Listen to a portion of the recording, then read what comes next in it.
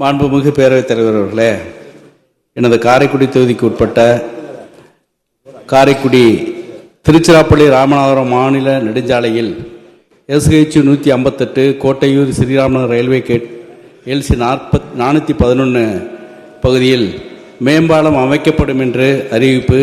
அதற்கு நிலமெடுப்பெல்லாம் அதற்கான ஏற்பாடுகள்லாம் நடைபெற்று நிறைவு பெற்று இன்னும் பணி துவக்காமல் இருக்கப்படுகிறது. அது எப்பொழுது துவக்கப்படும் என்பதையும், அதே போன்று காரைக்குடி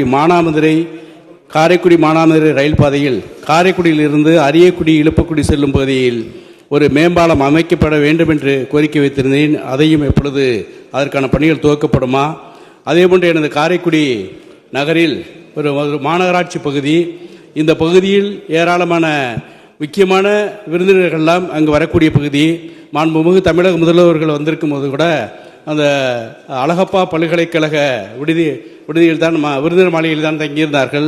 ஆகவே காரைக்குடி பகுதியில் 10க்கும் மேற்பட்ட ரூமோடு சேர்த்து ஒரு விருந்தினர் மாளிகை அமைக்கப்படுமா என்பதை மாண்புமிகு பேரவைத் தலைவர் வாயிலாக மாண்புமிகு அமைச்சர் அவர்களை கேட்டு அமைகிறேன். மாண்புமிகு அமைச்சர். மாண்புமிகு பேரவைத் தலைவர்களே, தட்டுங்கள் திறக்கப்படும், கேளுங்கள் கொடுக்கப்படும் என்கிற பைபிள் வாசகம் தான் எனக்கு நினைவுக்கு வருகிறது. பொதுவாக சட்டமன்ற உறுப்பினர்கள் பார்த்தால் ஒரு பாலத்தை கூட அல்லது ஒரு ரோடு கூட என்பதெல்லாம் அல்ல. என்னிடத்தில் நேரத்தில் நடக்கிற நம்முடைய சட்டமன்ற உறுப்பினர்கள் அந்த தொகுதிக்கு வேண்டிய பல பணிகளை கேட்கிறார்கள். ஏன்னா அந்த ஆட்சியில் கிடைக்கின்ற அந்த நம்பிக்கை அவர்களுக்கு இருக்கிறது. இப்படி எனக்கு கொடுக்கப்பட்ட கடிதம் மாங்குடி அவர்கள் ஏற்கனவே அந்த இடத்துல கொடுத்திருக்கிறார்கள். துறை சார்பாக முதலில் ஒரு கடிதம் கொடுத்தா துறைக்கு அனுப்பி இது ஃபிட்டா எடுத்துக்கலாமா என்ற அளவில் சொல்லுகிறோம். அதுக்கு பின்னால் எடுத்துக்கொள்ளலாம் என்று கூறும்பொழுது அப்புறம் டிபிஆர் தயார் செய்கிறோம். டிபிஆர் தயார் உடனே அப்புறம் முதலமைச்சர் கவனத்துக்கு கொண்டு பணம் ஒதுக்கப்பட்டு டெண்டர் கோரப்படுறது தான் ப்ரொசீஜர்.